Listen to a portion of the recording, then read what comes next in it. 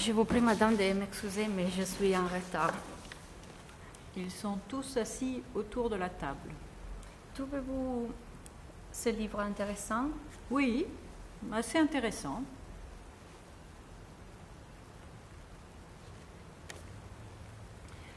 Napoléon a bien fait former beaucoup de théâtres à Paris. Et en Italie, au contraire, phénomène opposé. Bien, aujourd'hui, en Italie, on les restaure. Et en France? En France, il y a également un phénomène de restauration des anciens théâtres qui est assez ancien déjà. On a beaucoup démoli les théâtres, on peut dire des années 1930 aux années 1960. 1930 parce qu'il y a eu la montée des salles de cinéma et donc beaucoup de théâtres soit ont été démolis, soit sont devenus des cinémas. Dans les années 50, beaucoup de théâtres sont devenus pires, des parkings, des grands magasins, des banques. Et puis, ou alors on les a carrément démolis. Il y a eu des théâtres très importants, comme le théâtre de l'Ambigu Comique sur le boulevard du Temple, qui a été démoli en 1965. Et puis, à partir des années 70, on s'est mis à récupérer les lieux. Et donc, en récupérant les lieux, on s'est mis à redécouvrir les anciens théâtres. Et on s'est dit que les anciens théâtres étaient peut-être des lieux particulièrement intéressants pour les rouvrir, pour les faire renaître. Et donc, c'est Peter Brook, en 1974, au Théâtre des Bouffes du Nord, qui a donné l'impulsion. Et depuis, on restaure, on réhabilite les anciens théâtres. Il y a une association qui a été créée il y a une dizaine d'années, l'Association des théâtrales italiennes. Et on pourrait presque dire d'ailleurs qu'en France, la période de restauration est achevée, c'est-à-dire que tout ce qui était à sauver l'a été. Depuis une vingtaine d'années, on les restaure beaucoup en France. On restaure tous les théâtres qui n'ont pas été démolis et parfois de très très anciens théâtres. Il y a une maison de la poésie qui a été réaménagée et rouverte dans un théâtre à Paris. Et ce théâtre, qui s'appelait le théâtre Molière, a été rouvert un siècle après et redevenu une maison de la poésie. C'est un bel exemple de l'intérêt qu'on prend aujourd'hui en France, à Paris, mais aussi en province, pour tous les anciens théâtres qu'on peut restaurer, qu'on peut réhabiliter et rendre à la vie d'une certaine façon. Le battute non arrivano puntuali, abbastanza lente. Poi viene a perdere tutto quel brio che deve avere, soprattutto la parte finale. Existe-t-il en France un intérêt rénové pour le petit théâtre? Oui, je pense qu'il y a un intérêt nouveau, enfin nouveau, disons, sur le théâtre moderne et contemporain, c'est-à-dire depuis l'après-guerre, depuis les années 50. En France, on a redécouvert, après la Seconde Guerre mondiale, les petits théâtres avec la création des auteurs de l'avant-garde comme Beckett, Adamov, Genet. Toutes les pièces de ces auteurs-là ont été créées dans des petits théâtres, très très petits, souvent qui faisaient entre 60 et 100 places, sur la rive gauche à Paris. Alors c'était des théâtres très pauvres évidemment, très rudimentaires.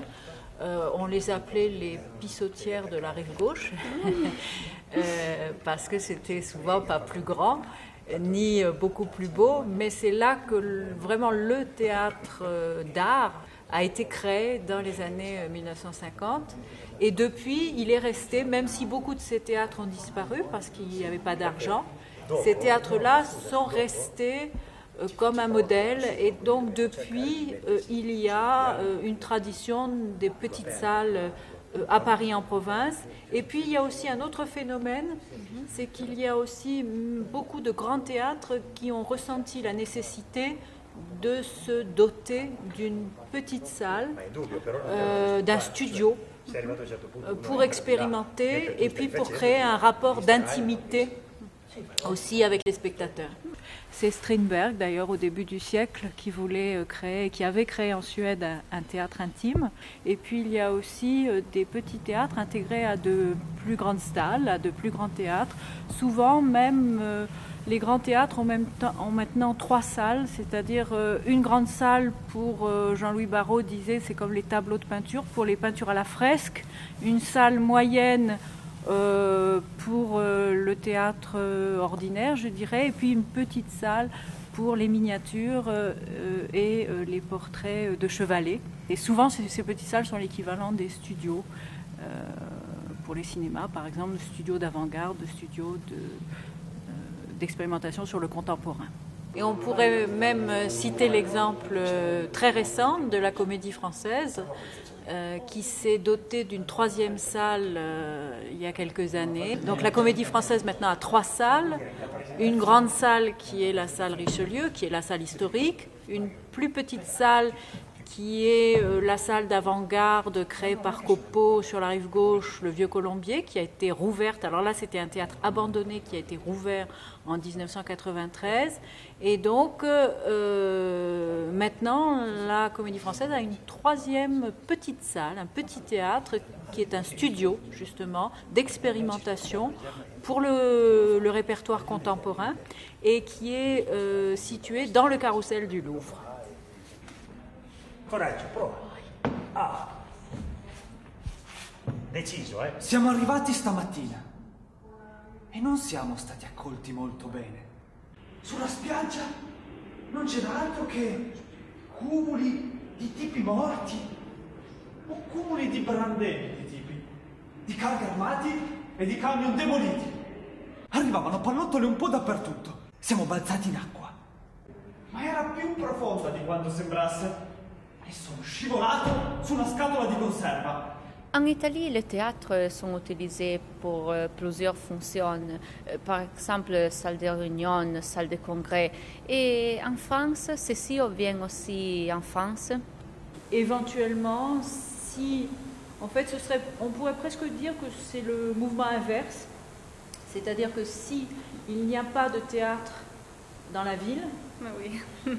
C'est le théâtre qui investit un lieu de réunion, qui investit une salle des congrès, qui investit une salle municipale pour donner des spectacles de façon provisoire. Mais aujourd'hui, c'est assez rarement l'inverse. L'extension donc se fait dans le domaine de la culture. Et en France, en fait, ça remonte aux années 60, quand André Malraux était ministre de la Culture et qu'il a créé justement ces fameuses maisons de la culture, alors qui depuis ont évolué, mais qui ont été justement des lieux dévolus à la culture et au théâtre, en opposition à ce qui existait justement avant, qui étaient les salles municipales, alors là, qui étaient évidemment extrêmement ouvertes et polyvalentes.